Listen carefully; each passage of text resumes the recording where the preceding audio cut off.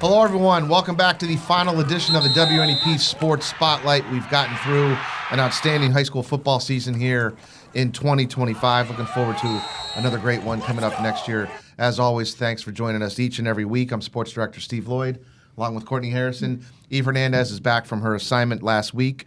She's happy to be back, and we're going to start with the Southern Columbia Tigers. Their 15th state title in school history, 23rd trip to a state final for Jim Roth and company, and they come out of it with a 43-22 win over a very good Farrell team. They win the 2A state title down there at Cumberland Valley High School. That game was last Friday. They finished the season 15-1, rolled off 15 wins in a row after that week one loss to Wyomissing, and just a dominant performance from that offensive line on the ground, piling up tons of yards.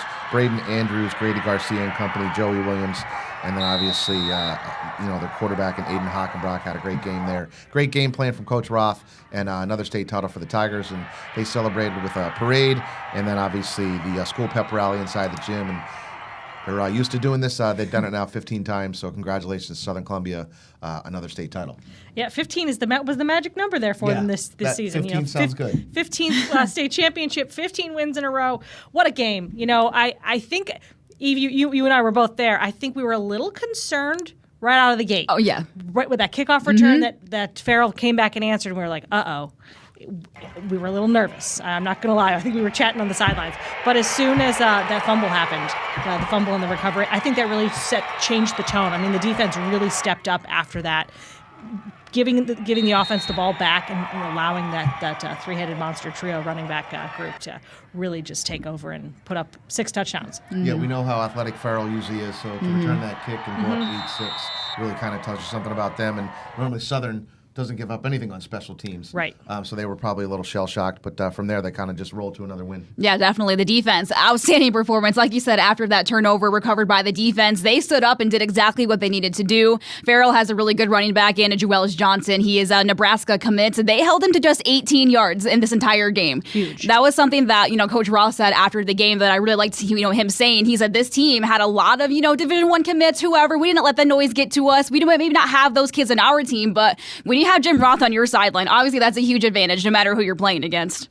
And certainly playing late in December with the weather kind of gives an advantage to some of the teams that like to keep it on the ground, and certainly Southern Columbia has pounded it out on the ground over the years. So for Coach Roth, career win number 522. I know he's going to have a little surgery on his knee in the offseason. You were talking to him, Eve, at practice a couple weeks ago. So good luck to Coach Roth as he goes through a little knee replacement there, and he'll be back. He'll be bolting around on the sidelines, coming up in the summertime, and we look forward to seeing him again. And obviously next year, going for a school record and a state record, 16th state title. So that'll be something to look forward to, and certainly they'll be ranked probably near the top. A lot of kids coming back. I know Shamokin's got some kids coming back in some of the other schools, so I'm looking forward to that. Like Courtney and Eve were saying, they were down there for the state championship win, and here's the post-game reaction from the Tigers and with Courtney. Southern getting a big win, thanks in part to the three-headed monster of their running back trio, to put up 43 points against Farrell and earn their 15th state title. Well, that's the thing. You can't stop one of us. If you're trying to stop one of us, you got to stop all of us, and that's why that happened. So I'm so happy that we were able to do it with this group that we had. We worked so hard this entire year. People doubted us even when we were winning, and they just kept doubting us. So we came in and just did our job. I'm just so grateful. Yes, I had 3 touchdowns, but I wouldn't have had them without the line. The line was blocking so well today, and the other backs, everybody just blocked really well today and just opened up the seams for us running backs to hit. They had a pretty good run game. The kid's committed to Nebraska, so he's good. But we shut him down pretty easy. So it reminds me a lot of our 2015 team. They were similar to this team in that didn't have a lot of superstar kind of guys, but just so many players that contributed. They played well as a team, and they had great team chemistry. Courtney Harrison, Newswatch 16 Sports, Mechanicsburg.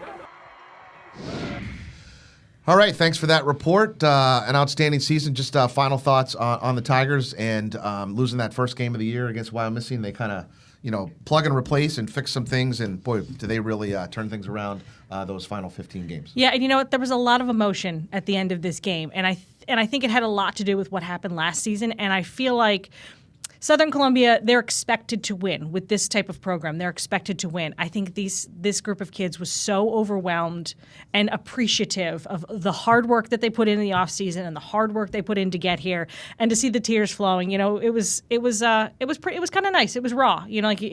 These kids do work so hard, and just because the teams that came before them won, and they're expected to carry the weight of that pressure. So congratulations to them. Yeah, definitely. Especially some of the seniors like Braden Andrews, who saw crying after the game, John Quinton, two of the guys that have been a really big part of the team on offense and on defense on both sides of the ball. Watching them and how emotional they were. Like you said, I think maybe the pressure of carrying, the big weight of it every single year is hard. But, I remember talking to some of the guys on the team earlier this season when we did our preseason rankings, and they were like, our mindset was just completely different last year than it is to this season. We know that what we expect and what's the standard of this program. We didn't live up to it last season. We will not have that happen again. So getting to talk to some of the seniors after the game, seeing how much they wanted it, how emotional they were, that was really cool to see. And then we also talked to a young one like Grady Garcia, had 3 touchdowns in this game. Someone that's going to carry on, the goodness of this program in the next couple of years. And I even talked to Braden during practice before the game earlier in the week, and I said to him, because I didn't want to jinx anything. I said, "What are you guys going to do if you have to add another year to the board? Because if at the scoreboard right below it has other state championships. Well, there's no room left, so they're gonna have to get a new one there to add 2025 to it. Yeah, and maybe start building that Jim Roth statue out there too. That certainly something that probably needs to be done. Coach Hens has one at Dunmore, and I don't know what Berwick's doing down there with Coach Curry, but they should probably get something rolling there. I think people would really enjoy seeing a statue of Coach Curry down at Berwick. So that's a wrap on Southern Columbia. When we come back, we will go back to the National Letter of Intent in the early signing period, and we'll roll through some of the outstanding kids who signed their futures away last week next on the Sports Spotlight.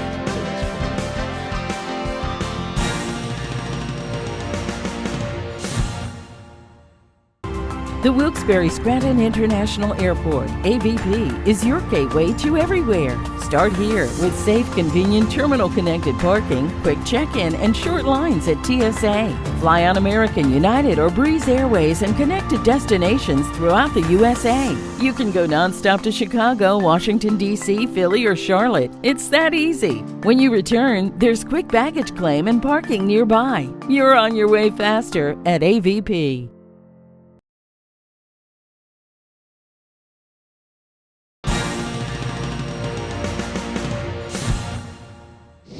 All right, welcome back to the WNEP Sports Spotlight. We're going to get into the early signing period, and we had a bunch of kids sign. We were out and about covering a bunch of kids. We have Dante Carr from Minersville, Logan Anthony from Palmerton, Nico Castillo from Schuylkill Haven, and Tavion Branch from Riverside. There's obviously tons of other kids. Those are the 4 that we kind of focused on. Before we get to the story with Dante, let's talk about Dante and where he's headed.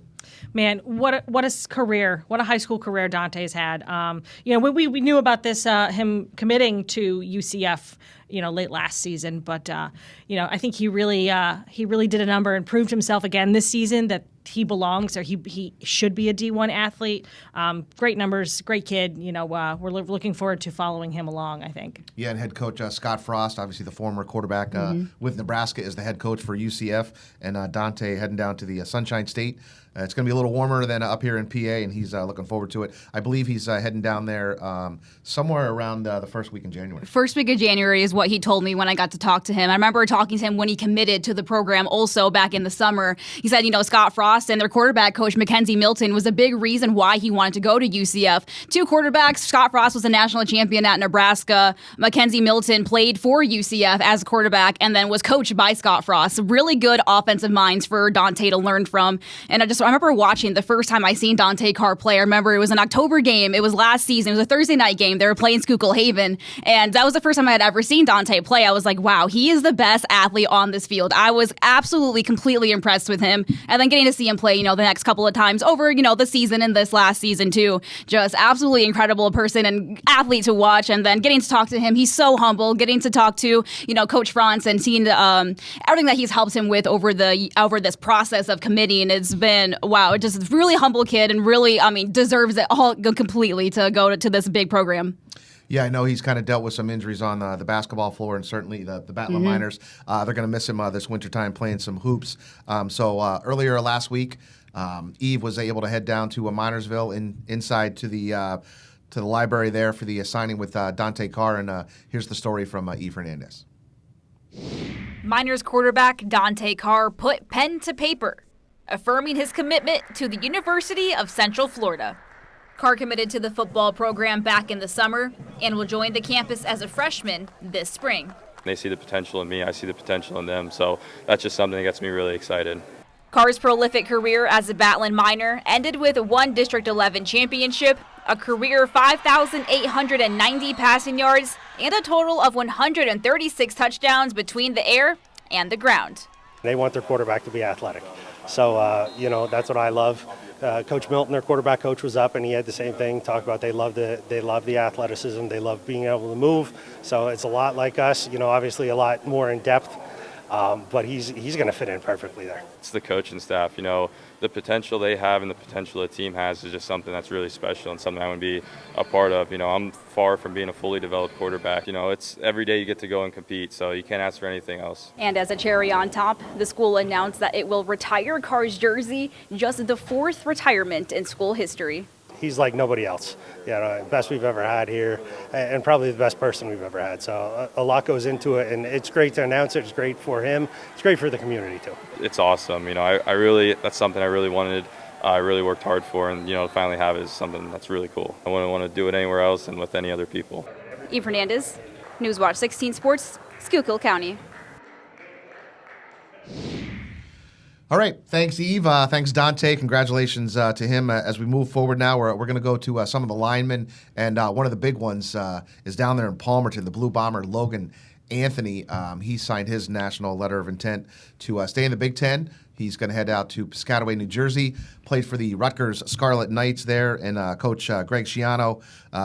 Outstanding kid academically, great football player. Even though you did a little story with him, he was kind of dealing with some injuries, so kind of want to mend that up and get ready. And I know he's leaving a little early too to start working out with some of his Big Ten teammates. Yeah, Palmerton didn't have the season they wanted to, definitely, but Logan, he only played the first 5 games of the season, and then he had an elbow injury that kept him out for the rest of the season. So that was a little bit disappointing for him not being able to finish out his senior year. But like you said, he's also graduating early. He's going to go over to Rutgers in January also. Not as soon, not like in the beginning of the month, more towards the end of the month is when he'll be down there. And just talking to him, committing to Rutgers, he was like talking about, the vibe that they kind of created. He said, we went to so many places. Logan, one of the things that impressed me when talking to him, he said that his family took a trip to 5 different schools within 7 days. And that was like a really big trip for him because there was just so much. He had so many offers and he didn't know what to do. Going to Rutgers, he said the first day that he was there felt like home, felt like family, really vibed with all of the guys that were there, and that they kind of knew the first visit there that was going to be the decision that he made. I don't think people realize how much pressure it is on these kids to have to make this decision. It's the biggest decision of the next 4 years of your life. And when you have all those offers, I'm sure your brain is spinning. And what a trip that must have been to go to all those places. Exactly. In 7 all days. Over the country, too. Yeah. All over the country he had offers from the SEC, from schools in the Big Ten, just everywhere around the country. He was really thankful to his family, of course, for bringing him all of these places around the country, because it's a lot to deal with. It's a lot to do with. But he made, the decision that he wanted was Rutgers, and which is not too far from home. Yeah, and part of playing football, obviously, at a collegiate level, it is family. So, he's going to have probably, 100 new brothers and some father figures that'll take care of him. So good luck to Logan Anthony out there at Rutgers. And once again, Eve Hernandez caught up with him for his National Letter of Intent Day down there in Palmerton. Going into his senior season, Palmerton's Logan Anthony was a highly sought-after recruit. His parents remember taking him on 7 campus visits in a 5-day span his junior season. But the talented interior lineman landed in the Big Ten. He's the first football player from Palmerton to land at Rutgers. The biggest thing, one of them, was the coaching staff. I felt like I could get the best development to my potential. I went to countless other places and it was just I fit in, I felt at home. Anthony missed most of his senior season due to an elbow injury, but the Blue Bombers lineman put up an impressive 50 pancake blocks in 5 games. and was voted the Colonial League's Lineman of the Year, also earning a unanimous selection for first-team guard, which he'll likely play at the next level. You know, you look at the recruiting process and all the kids going to Division I, but, you know, Palmerton's a small little school there, and it just shows you that you don't take no for an answer, and it can happen if you're going to put the work in, and people will find you. Well, Kolbiak and the school board helped Logan get all credits accomplished early, meaning he'll graduate in December and start at Rutgers as a freshman in January. I'm thankful to Palmerton and everybody that was involved in getting this, making this a reality, that it was able to happen, because like I said, he needs to be there, he needs to develop early, because you're going to play Big Ten ball. It's real. Eve Hernandez, Newswatch 16 Sports, Carbon County. All right, thanks once again, Eve, and thanks to Logan and the entire Palmerton School District for allowing us to come in there with the cameras. Always look forward to seeing those stories. We're going to move on now to Nico Castillo. So he's a running back. So far we've had a quarterback, a lineman. We're going to get to Tavion Branch here in a second. But Nico, a rugged kid, 6'3", 230, down there at Schuylkill Haven. About 1,000 yards rushing this year, 13 touchdowns to go along with Colton Reber there, a junior. He's back for Mike Farr. And Nico is also going to stay in the Big Ten. He's heading out a little bit further away from home. He's going to play for the Minnesota Golden Gophers. Great-sized kid, and we'll see what Coach P.J. Fleck is going to do with Nico Castillo. Yeah, he's a little bit more versatile when it comes to running back. He doesn't look like your typical running back, being as tall and as slender as he is. Maybe there's a chance of using him, in a dual-purpose role. But, good for him. Like, it's so nice to see these kids from Schuylkill Haven, because they share the ball so much. You wonder, are they going to get enough looks and enough offers? But, look at what Nick Singleton and Katron Allen have done at Penn State this year. They both have been able to share the ball and be productive. I think the same goes for these Haven Hurricanes and the running back. So congratulations to Nico and those guys out at Schuylkill Haven. Nico had an outstanding season, and obviously getting to sign a national letter of intent to a Big Ten school, that's a pretty big deal. Yeah, definitely. And Nico Castillo was someone we weren't talking about as much coming into the season. Coming into the season, it was all about Nico Karastiev. And then, Nico Castillo was an athlete who was really good on both sides of the ball for Schuylkill Haven. All of the Hurricanes, they got to play on both sides all the time because they're such a small roster. He's someone that also really impressed me on the defensive side of the ball. I'm sure he's going to play running back at the next level. Going to be a Golden Gopher down over there in Minnesota. I'm sure that's going to be a really exciting time for him. Go a little bit farther away from home is going to be fun, I'm sure. And now one of the last signees that we're going to kind of focus on, Tavion Branch down here for the Riverside Vikings and head coach Harry Armstrong.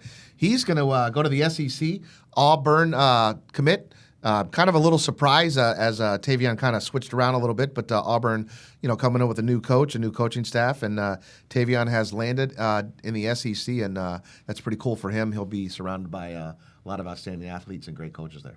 Yeah, I thought there might be a chance that he might be joining Logan Anthony for a little bit out at Rutgers, considering, decommitting from Penn State, and then reopening the his options. But congratulations to him. He's a great kid.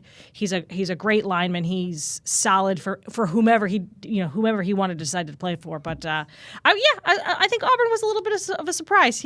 But he had all the secrets himself, so maybe he knows more than we do.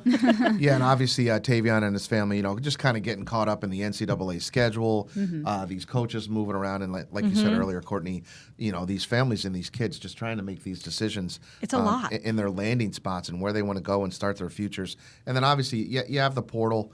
Kids kind of hop in and out of that and move kind of all over the place. But he must have found something down there in Auburn. Maybe it was the sunshine.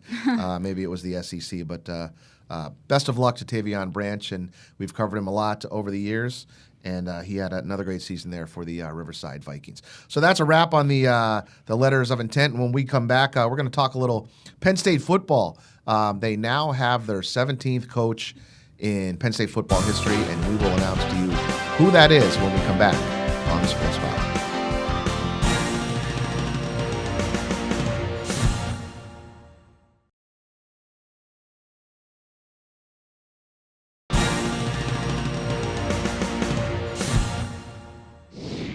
All right, welcome back to the WNEP Sports Spotlight. I'm Sports Director Steve Lloyd, along with Courtney Harrison, Eve Hernandez. And if you haven't heard, Penn State has their 17th coach in school history. Matt Campbell is his name. He comes in from the Big 12 and the Iowa State Cyclones, a guy that's pretty familiar to our area. He was teammates with Nick Sirianni out there at Mount Union. Matt had a year playing for the Pitt Panthers and then transferred and finished up his college career there. He's been at Iowa State since, I believe, 2016. He's done some great things there in the Big 12. And Penn State finally landing their guy and making the announcement earlier this week.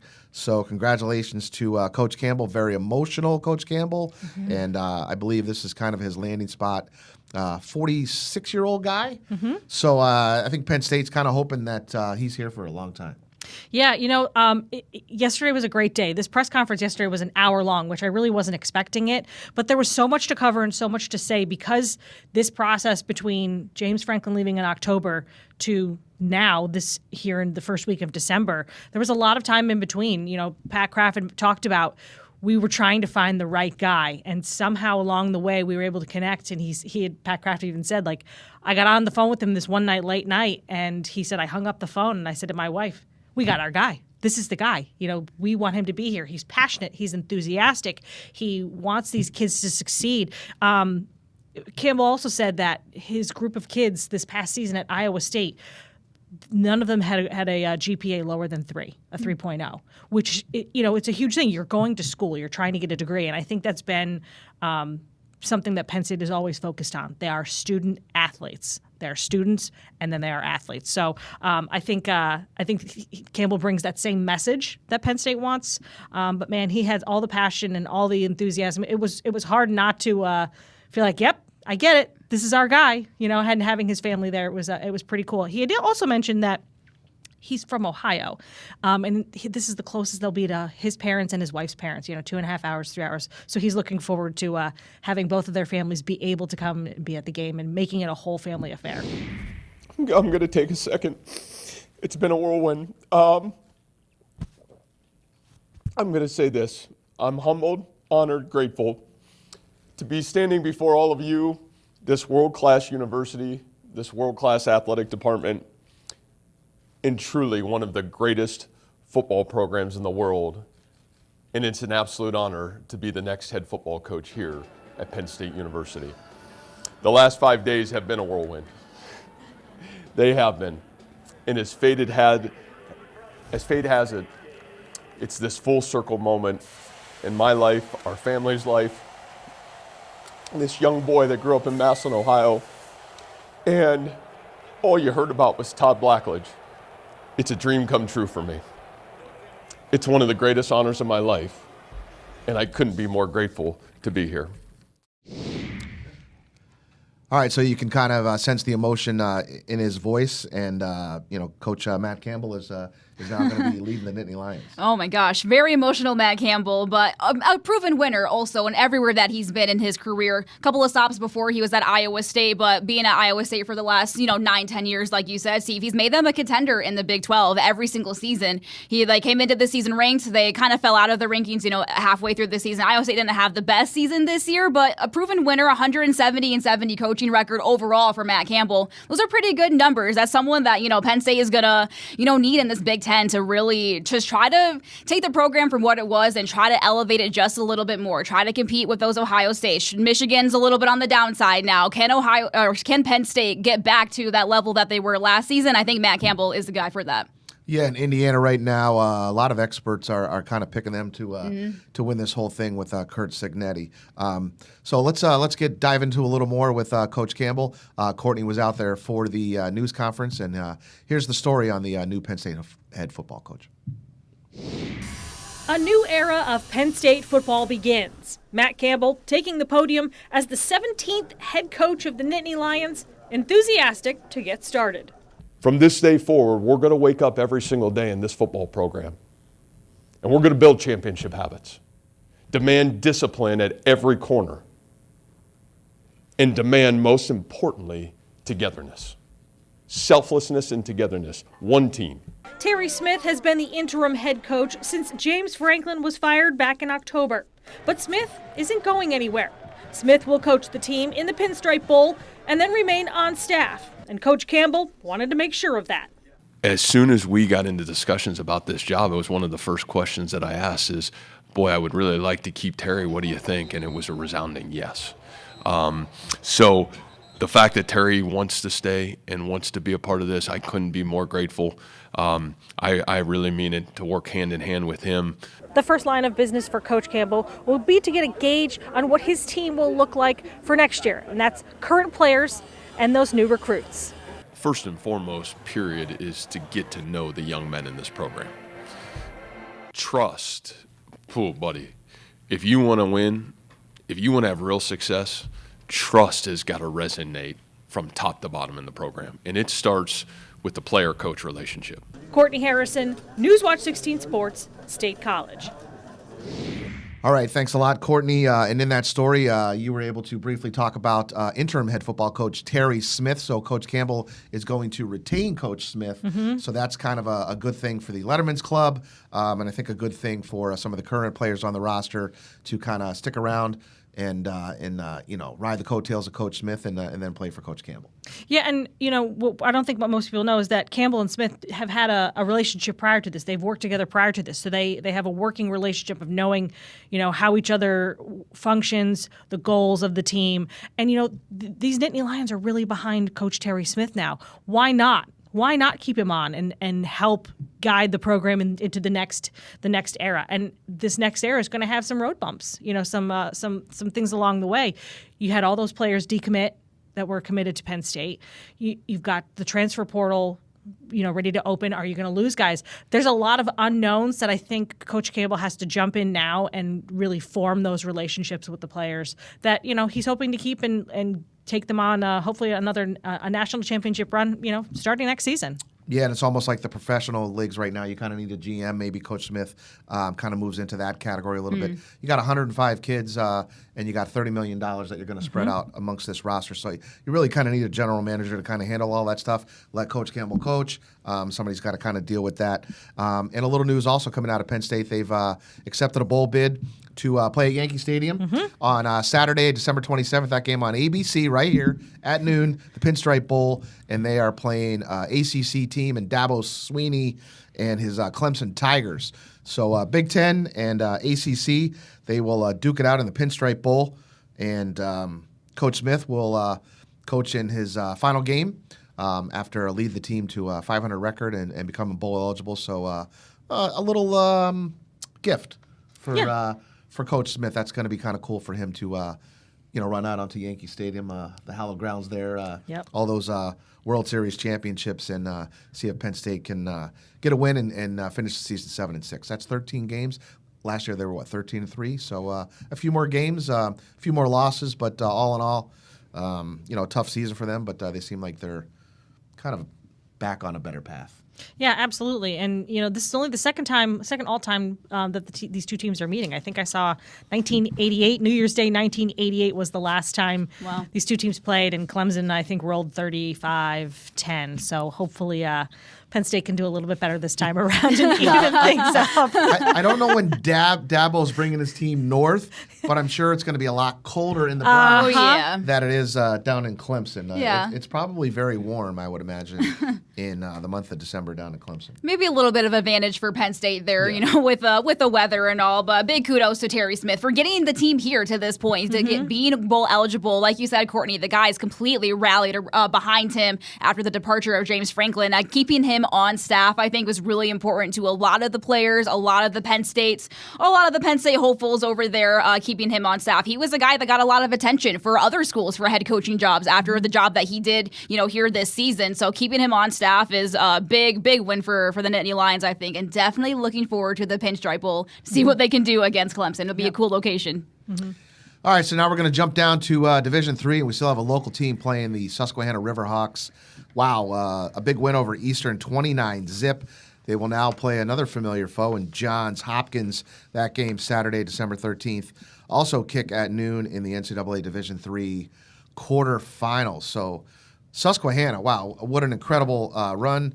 Eve, you were at the game and just playing some outstanding defense. I don't think anybody predicted 29-zip. No. Let alone them dominating the game the way they did. this shutout was the only shutout in the D3 playoffs, so far this season. So that's really impressive. They were able to completely shut out a team. Susquehanna dealing with a little bit of injuries. Talking to Coach Tom Perkovich after the game, Rashawn Lamons, their running back, pretty injured. He was very limited in this game. In the first half, it was mostly running back Matt Surtz getting all the action. He did pretty well in that role. And then on the second half, they put Rashawn in a little bit more to try to get him, to get him in the game. But dealing with some injuries at this point of the season, which who isn't? Every team is, of course, when you're playing so many games. Yes, that time of year, that's for sure. Definitely. John Hopkins going to be a tough opponent, a tough win. That's a team that they played once, already this season. That game did not go in Susquehanna's favor, but this time around, both of these teams have gotten to this point before. They know. John Hopkins was also at this point last year. Also,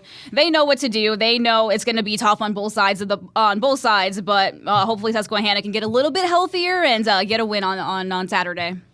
Yeah, the Riverhawks did just what they needed to do against Christopher Newport 2 weeks ago. The Christopher Newport beat them in the regular season. They were able to get a win. You hope that they might be able to do this against Johns Hopkins.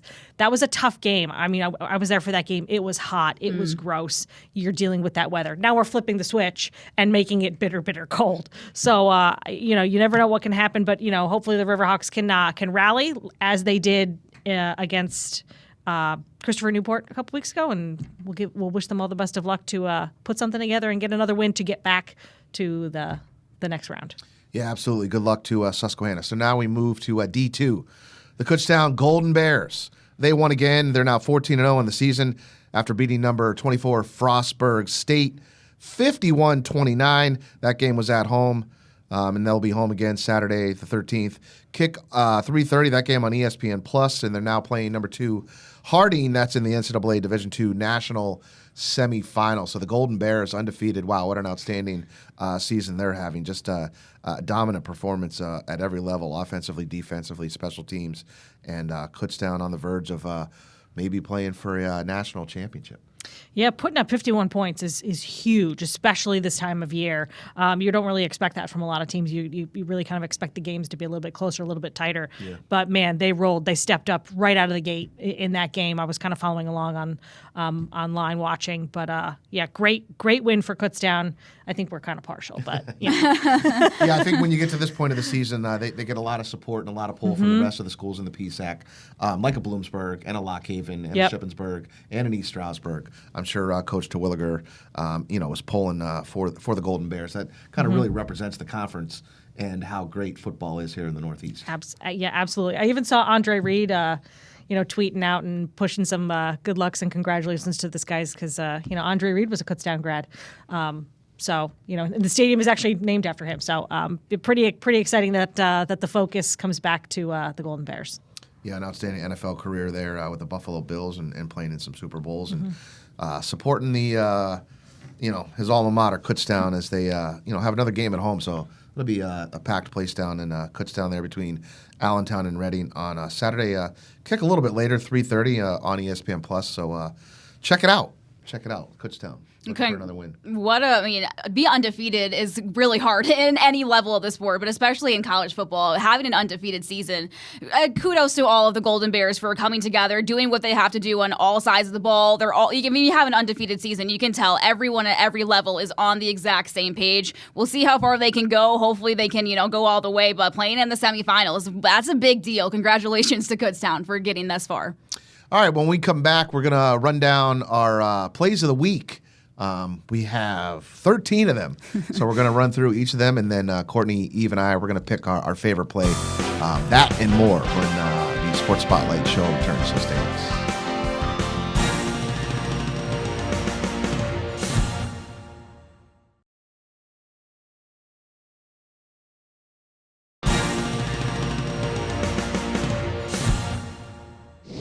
All right, welcome back. Let's roll right into our plays of the week. We're going to go to week 1, and that was Braden Rose from Riverside. Kickoff return for a touchdown against Dunmore, and that just electrified the crowd and really showed Braden's athleticism.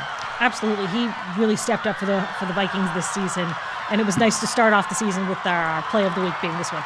exciting. Yeah, Coach Armstrong putting the quarterback back there and kind of turning the tide on Dunmore. Yeah, maybe that's something they didn't expect, right out the gate in the first game. But I remember watching, this play of the week when it first came out. I was like, wow, I was very impressed with how fast he was, how quick he was able to get down there. This was definitely deserving to be our first play of the week of the season. And then on to week 2, it was Bo Seacrest from Jersey Shore planting his hand on the ground against Delaware Valley, spinning off a tackler, and Bo going in for a touchdown. So that was our week 2 play of the week. A kid from Jersey Shore making the trip out to face Delaware Valley and getting a big win. And this was a stunner of a play. I think we were all stunned to see it happen, and so was that Delaware Valley defense. Amazing, great heads-up play by Bo. Yeah, Bo very athletic, and that kind of showed his athleticism on that play. Man, this might be a spoiler, but I think this might have been one of the best plays I think that we had this season. This one was a really, really good play. My jaw was on the floor when I first saw it happen.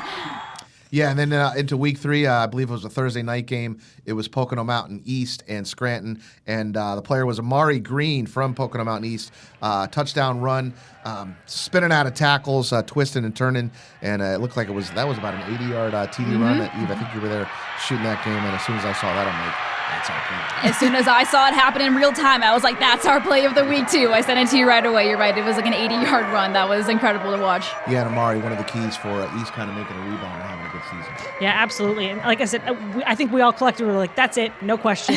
Incredible, incredible run. Another great heads-up play. All right, so that's 3. We go into week 4, and we head out to Line Mountain. Caden Dunkelberger, an INT return, and he took it to the house for the Eagles, and obviously he then entered into our play of the week.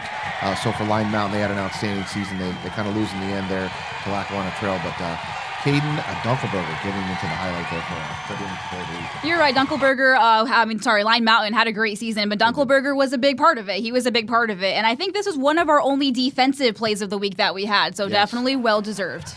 I'm all about having a defensive play of the week, especially an interception for a touchdown. Like you said, we had a couple of them, but man, it just amps me up when they make these picks. I think you feel the energy and good on the defense. Got to give them some credit.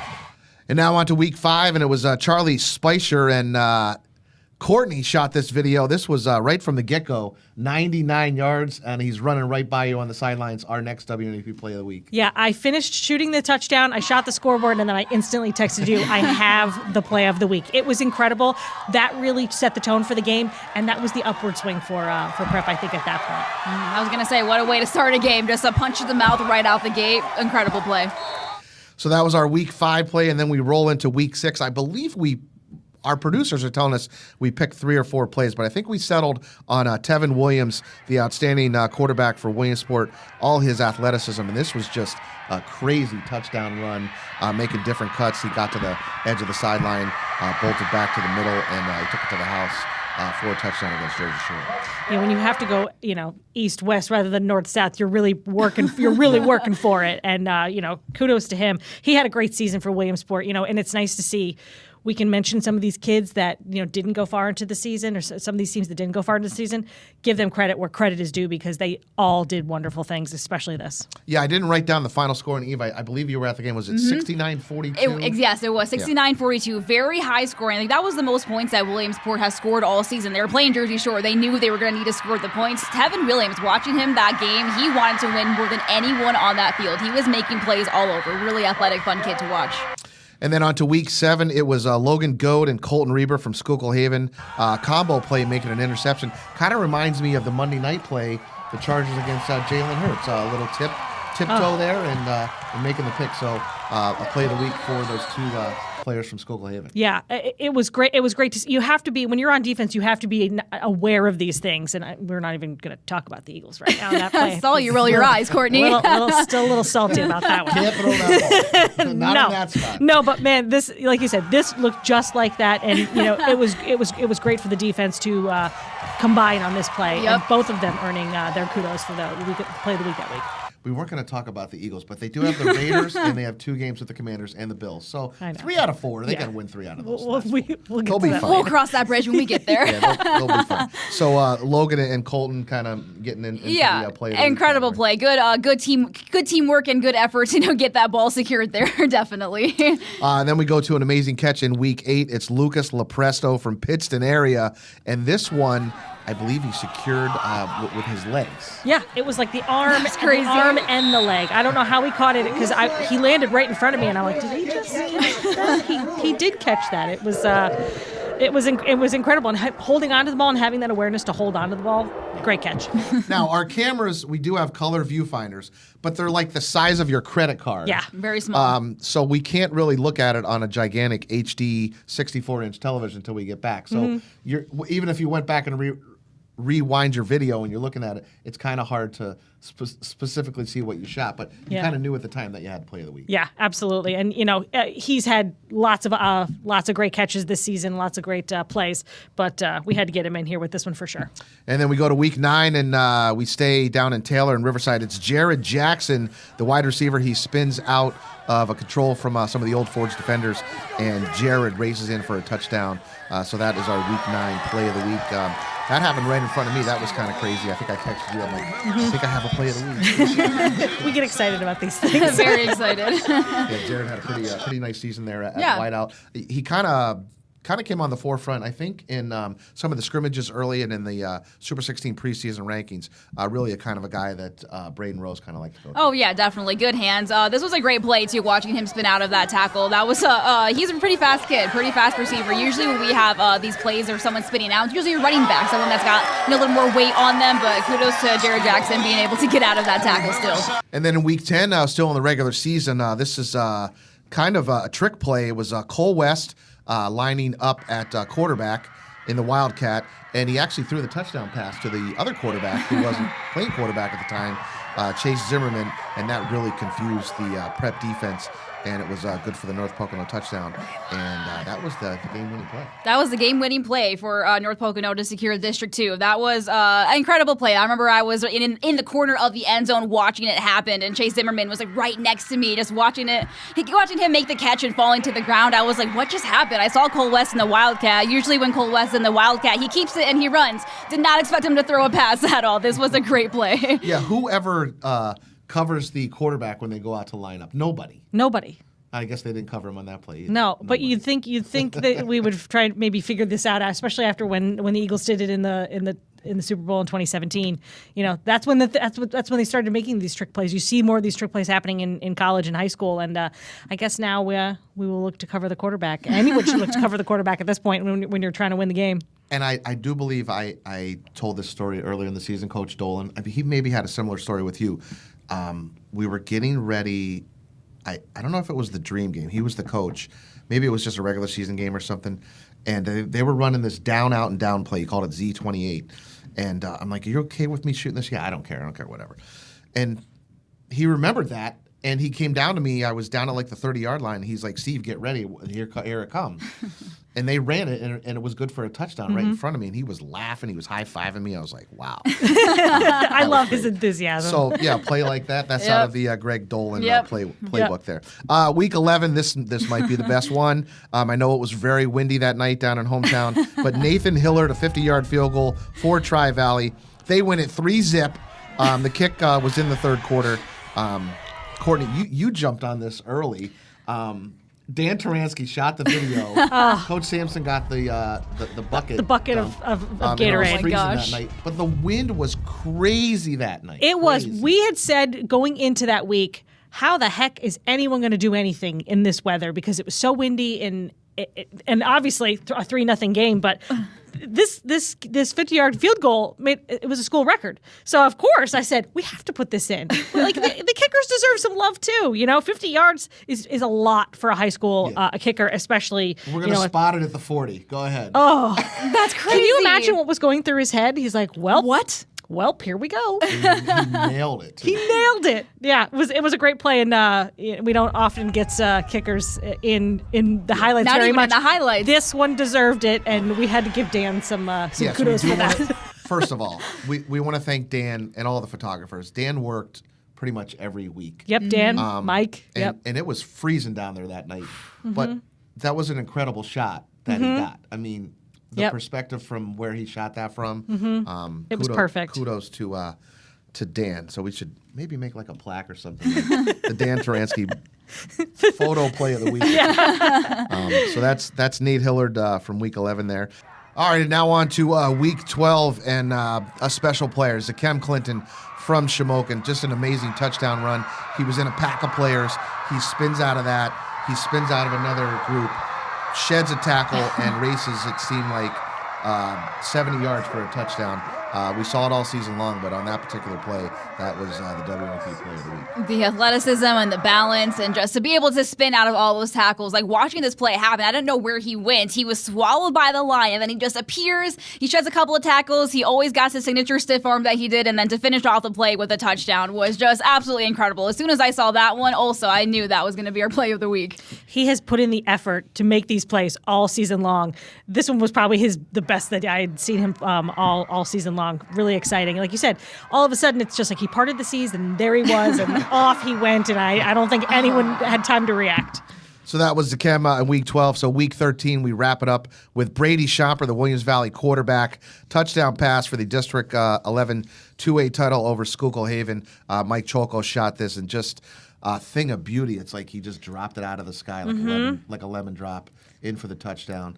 And I don't think anybody was happier with that District 11 championship than Brady Schomper. Yeah, absolutely. And, the play was great, but it meant just as much as it did for their whole entire season. I think the only people that weren't happy to see that were the Hurricanes and Haven, falling for another district title against Williams Valley. But, man, what a play. And they were making some great plays out of the second going into halftime and then in the second half, too. Yeah, you can do everything correct on defense. But when you got a quarterback and a receiver that lineup and he just drops that in there, that was pretty spectacular. Perfect. What a gamer Brady Schomper is. He's just such a gamer, watching him play in these games and stepping up in the moment, the biggest moment, of the season, to drop the absolute perfect pass with the most perfect accuracy that you could have, landed right in the hands. That was a great play to watch. And like you said, Courtney, and what it meant, was, I think why it was the most play of the week worthy, because of what it meant. Mm-hmm. All right, so now it's time to pick our obviously our play of the year for each of us. We each have a pick here, and I guess I'm going to start with Courtney and see who she picks. Well, because I haven't made my pick yet. You haven't made your pick. Okay, I really haven't. Well, based on how I reacted to all of these, it shouldn't be a surprise. It's Nathan Hillard.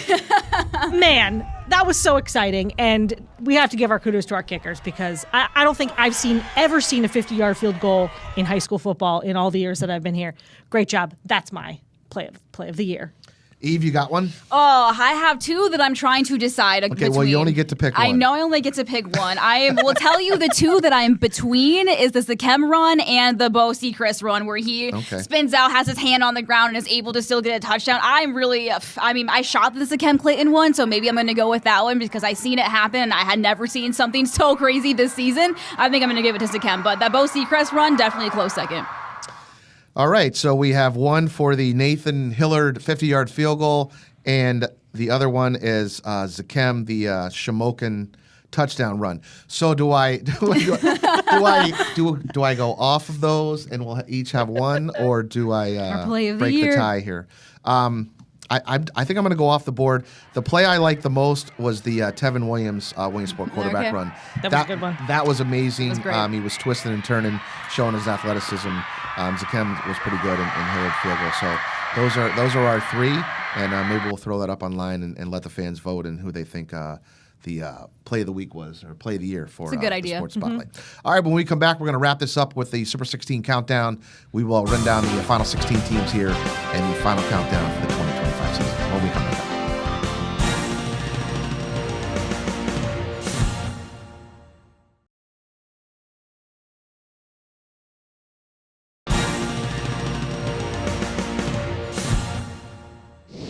All right, welcome back to the Sports Spotlight. Here's our final Super 16 countdown. It came out on Monday night at 6 o'clock on Newswatch 16 Sports. Southern Columbia, team number 1, 15-1. They are the 2A state champions, 43-22 win over Farrell. 2 is Shamokin, 13-1 record. 3 is North Pocono, 13-1. 4 is Williams Valley. They finished the season 12-2. Schuylkill Haven right behind them, team number 5 at 12-1. Lackawanna Trail, team 6, 12-2. Isaac Ryan getting hurt late in the season definitely hurt them. Trail beats team number 7, Lion Mountain. They finished the season 11-1. Lakeland, team 8, 11-2. 9 is Troy, the defending 2A state champions. They finished 11-2. Prep, They knocked off Berwick, Wyoming area, and Mifflinburg in consecutive weeks. Also beat a Jersey Shore team that was ranked. They are Team 10. They finished 8-6. 11 is Berwick at 11-1. 12 Wyoming area, 9-2 for Coach Spencer. Warrior Run into the countdown. Team 13, 10-2 for Coach Zeckman. 14 is Mifflinburg, 10-3 for Coach Cody Botts. Great season. Great season for the Wildcats. Minersville, Dante Carr and company, they finished 9-3. Those 3 losses to those teams up, team number 4 and team number 5. And then Abington Heights and Coach Joe Repshis, an outstanding season for them. Weathering, losing their quarterback to a broken hand, Nick Bradley. And I know they lost the district championship game to Delaware Valley, but the Comets of Abington Heights, they finish 9-3 on the season. Team number 16 in the final Super 16 countdown. So Southern Columbia gets another trophy. Shamokin and North Pocono knocking on the door all season long, as was Schuylkill Haven until that play of the week from Brady Schomper. Yeah, absolutely. Any one of these top, 6, 7 teams could have been our number 1 team.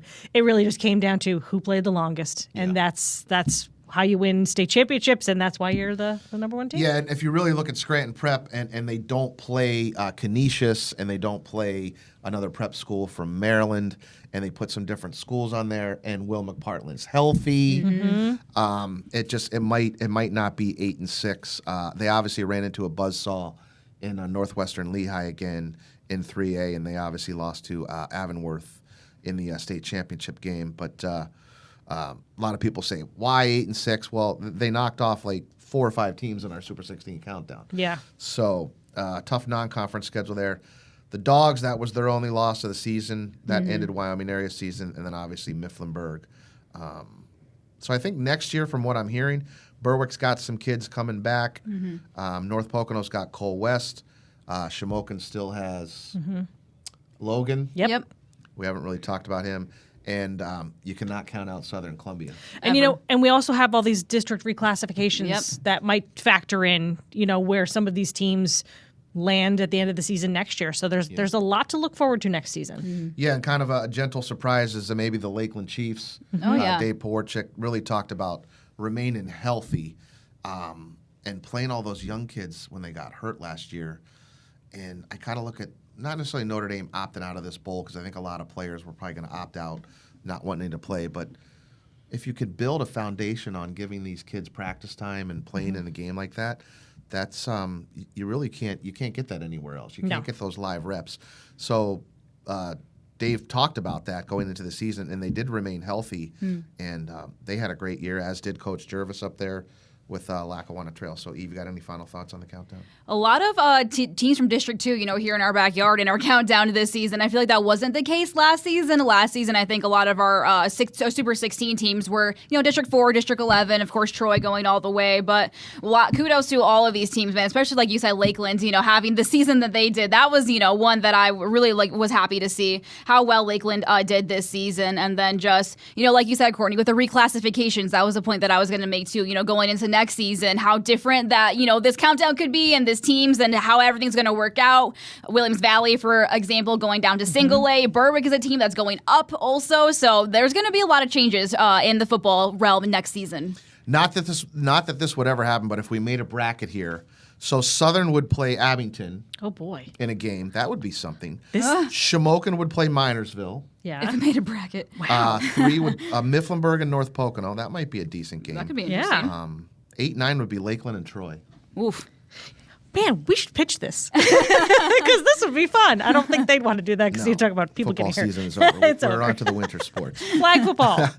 Maybe. We're going to go to our final thoughts, and then we're going to wrap up this final edition of the Sports Spotlight here for the high school football season. Man, what a great season. Like we had said, we had so many teams playing well into the postseason. It made it a lot of fun for us when we have hard decisions to make like this at the end of the year. Kudos to all the teams and all the players. I'm now looking forward to the dream team and sorting through that and picking our players to see who gets those honors. Final thoughts, Eve? Yeah, like you said, Courtney, the dream team is the next part of this. It's our continuation of the football season, but a great season again, covering football around the area. I was lucky enough to be able to go to so many places all over. Be able to cover so many different teams. A lot of fun, a lot of good football to watch, and then we we had a lot of teams make it pretty far into the postseason.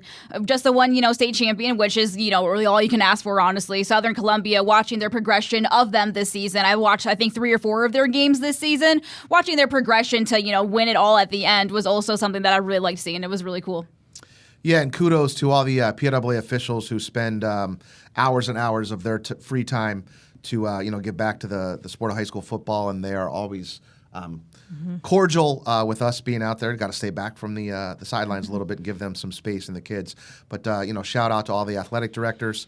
Thanks to all the coaches for their time taking text messages or phone calls, etc., on stats or players or names or anything like that. So obviously, each and every school has an AD and a coach and a community out there, and we appreciate your time allowing us to enter into your world and spend some time giving coverage to these outstanding athletes and these outstanding teams.